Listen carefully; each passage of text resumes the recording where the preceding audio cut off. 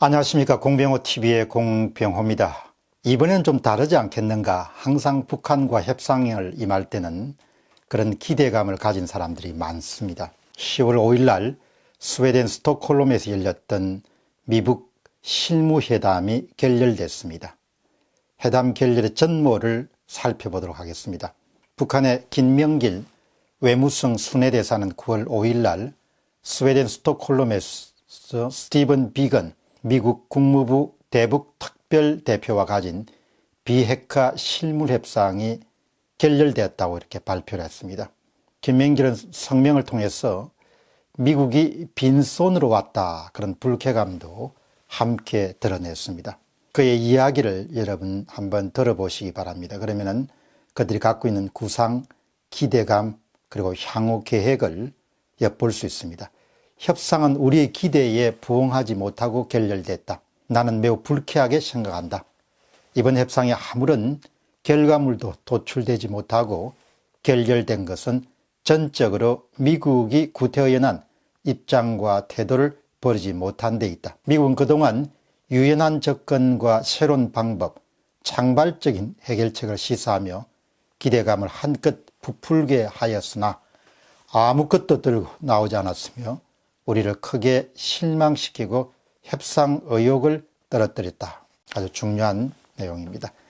미국 측의 협의를 위한 실질적인 준비가 되어 있지 않다고 판단했기 때문에 협의를 중단하고 연말까지 숙고할 것을 권고했다. 대륙간 탄도미사일 ICBM 시험 발사 중지 유지 여부는 미국에 달려있다. 마지막에는 약간 언포죠. 지금까지 구체적인 협상 결렬 이유는 밝혀지지 않았습니다. 그러나 우리는 북한의 기대와 실망감을 충분히 이해하면은 북한의 계산은 우크라이나 의혹, 우크라이나 스캔들로 인해 가지고 탄핵 궁지에 내몰린 트럼프 대통령이 북한 측의 제안을 상당 부분 수용할 수 있지 않겠는가, 그런 계산을 했던 것으로 보입니다.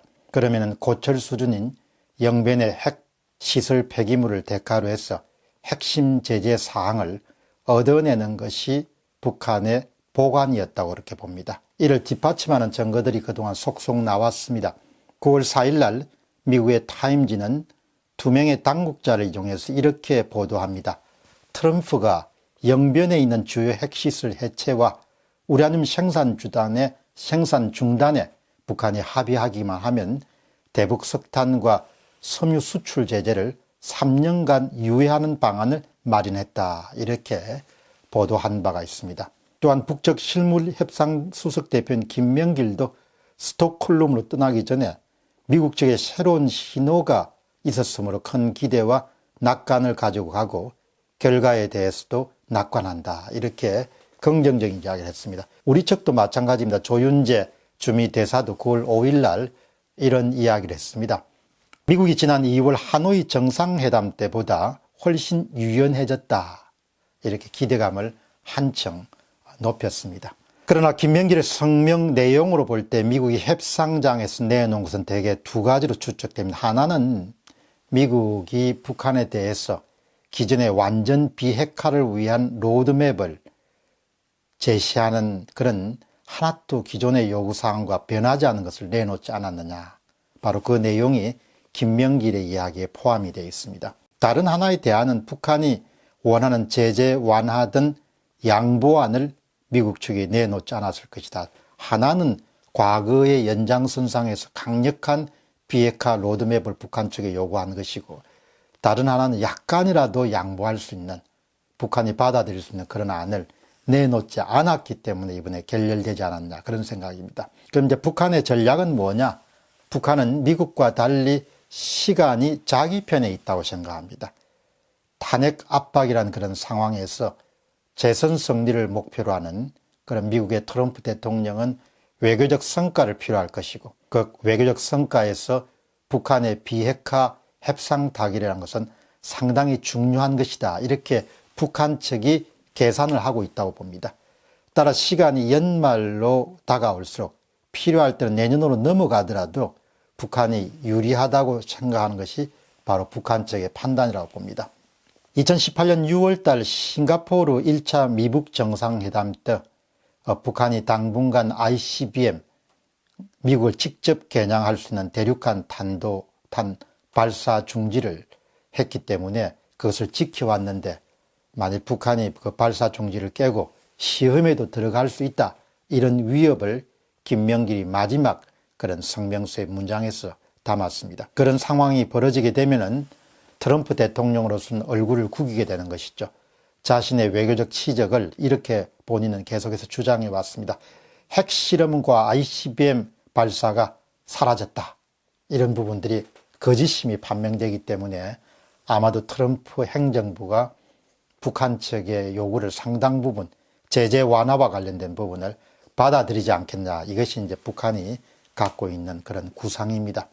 이제 트럼프로부터 큰 그런 양보안을 받아낼 수 있을 것이다, 궁지에 몰린 트럼프 때문에, 이렇게 이제 계산하고 있는데, 미국 실물회담의 전후 상황을 점검을 하다 보면은 이번 회담에서 북한이 처음부터 별반 기대감을 갖고 있지 않았느냐, 그런 생각을 하게 됩니다. 그들은 시간을 좀 더 가지면서 트럼프가 벼랑 끝에 내몰릴 때까지 올해 연말이나 내년 초나 이렇게 벼랑 끝 전술을 구사할 그런 의향을 갖고 있었다고 봅니다. 그러나 김정은이 크게 오판을 하고 있다고 봅니다.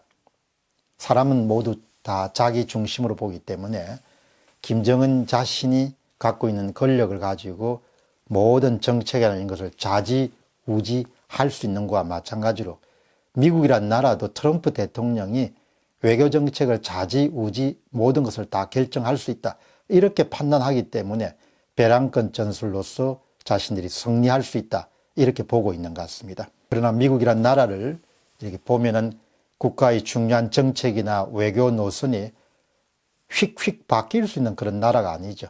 행정부가 있으면 또 그 주변에 많은 그런 이해 당사자나 관계자들이 모여서 외교 노선을 결정하는 그런 국가이기 때문에 트럼프 대통령과 담판 협상을 통해서 유엔이 강력하게 제재해왔던 것을 일순간에 허물뜨리는 그런 것을 트럼프의 결정으로 가능하다고 생각하는 북한이 실수하고 있지 않느냐, 그런 생각을 하게 됩니다.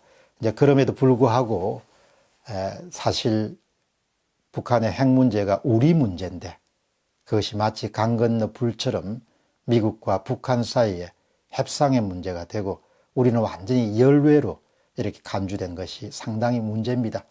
이것이 과연 2년 6개월 정도 문재인 대통령이 추진해온 한반도 운전자론, 중재론의 결과인지, 그런 생각을 한 번 더 해보게 되는 그런 미북 핵삼 결렬 소식이었습니다. 공병호 TV의 공병호였습니다. 감사합니다.